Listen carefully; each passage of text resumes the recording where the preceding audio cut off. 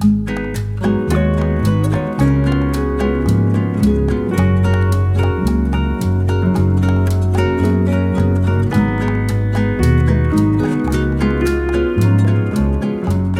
at the moment I'm actually doing a time lapse. Yeah, my dust cam is doing a time lapse.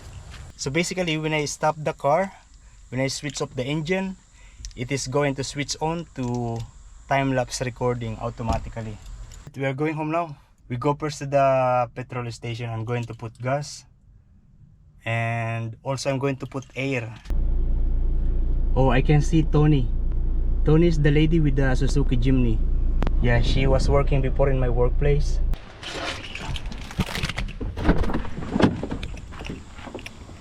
Tony! I want to give this to you.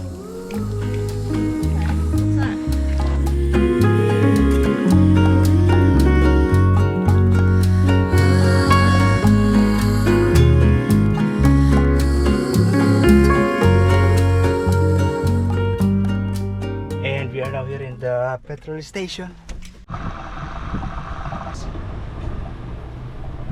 And it is 147, 72.14 liters. And now we're going to pay. Later we're going to put an air over that side. Okay, now let's figure out. I don't know if I am going to do it right, but basically there is a guide here, and this one, this 215, yeah, this is the one that I see on my tire. So this is the one that I'm going to follow. And yeah, it says 51 if it is heavy. If it's not heavy, 48. So I follow this one, 51. So it says set required pressure using negative or positive. Connect hose to the tire. When unit beeps, disconnect the hose. So 51.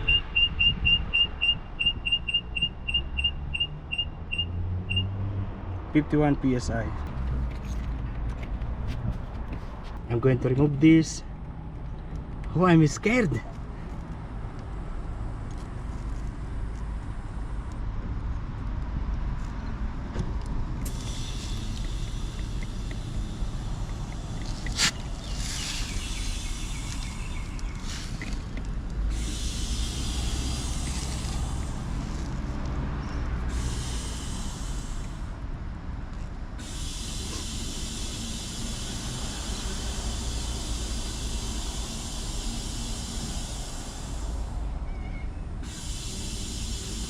Yeah, I can see that it keeps on pushing air inside.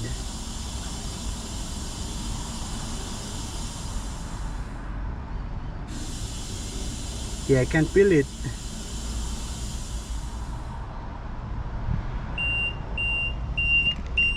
Yeah, and I can hear the sound. So it means it's full.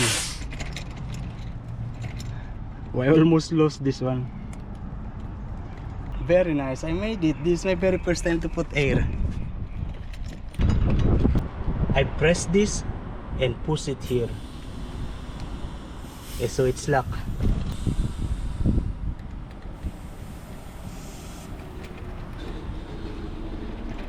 Look at that, it is just 30.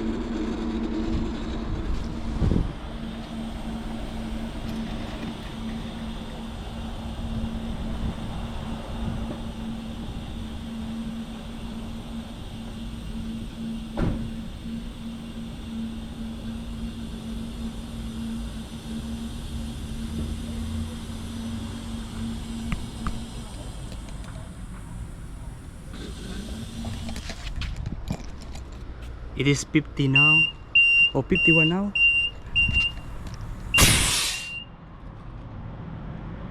Maximum 68 PSI. And this is the last tire.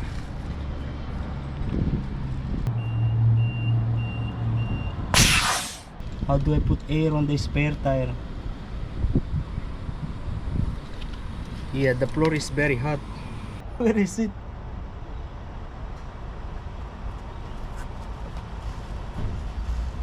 Oh, I think it's on the other side.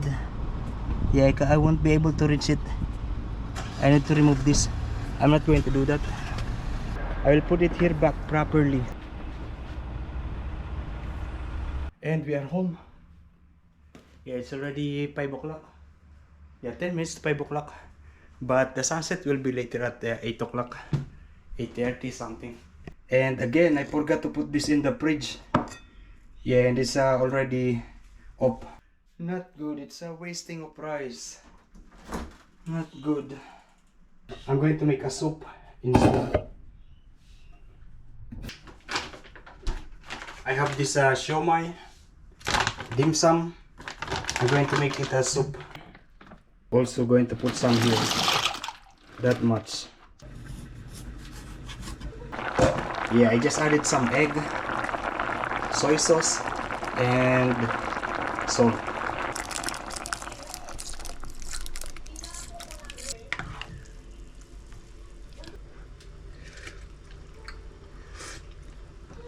Delicious. I don't have green vegetable. Yeah, I don't have green vegetable that I can put.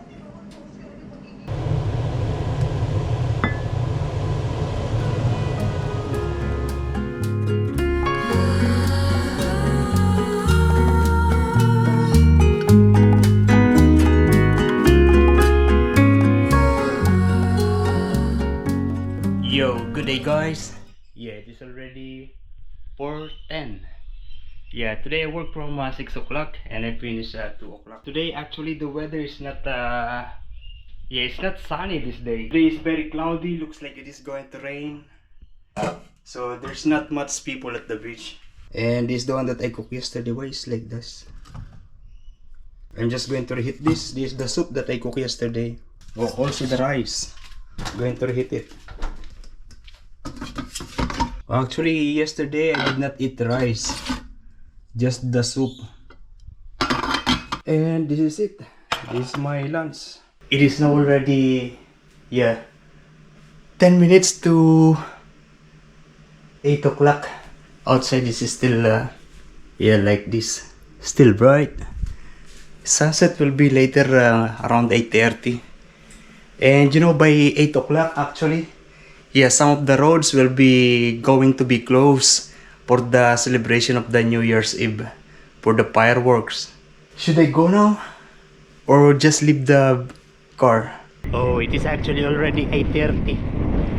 Yeah, because I finished uploading the video. No, not uploading, but I finished editing. And instead of driving, yeah, I am riding the bike. Actually, along the way here, there are many people. They are also going to the town center to observe the fireworks.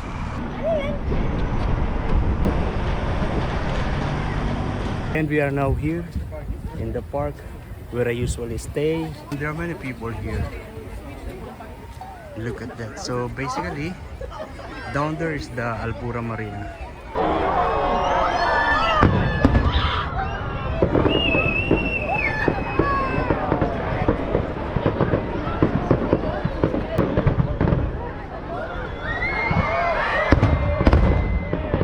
Fireworks just finished.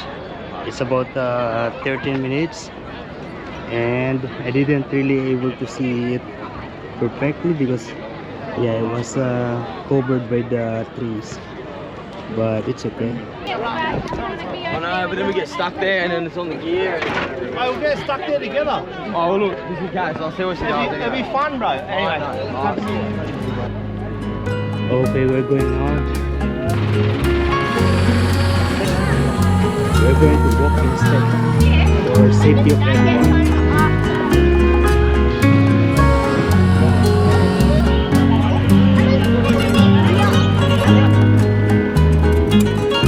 You're looking straight at me.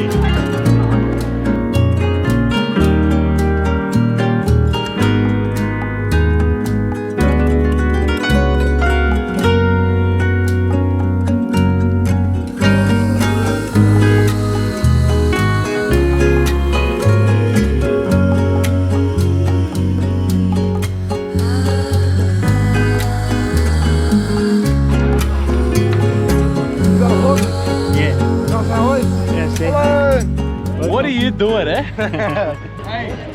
Yeah, there are many people still in the area. Yeah, this area is actually the best place to see that fireworks. But yeah, I missed to get here. And you know, this is actually my very first time to experience the New Year's Eve celebration here in Nelson Bay. I have been living here for 7 years. Yeah, because most of the time I am working during this time. I miss doing this thing, you know, holding my camera, riding the bike at the same time.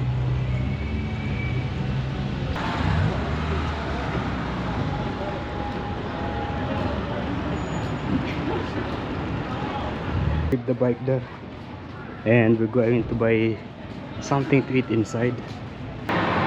I want to try this salad, but I'm not sure about the taste.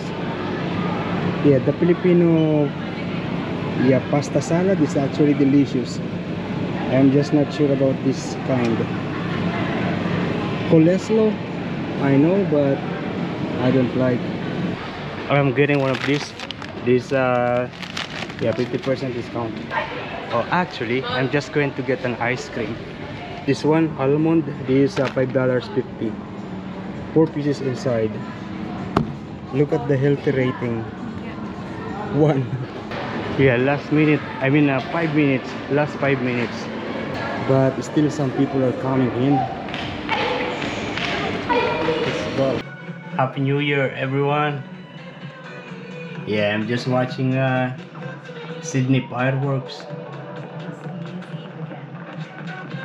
The experience is different when you are in there, but in television you can see everything.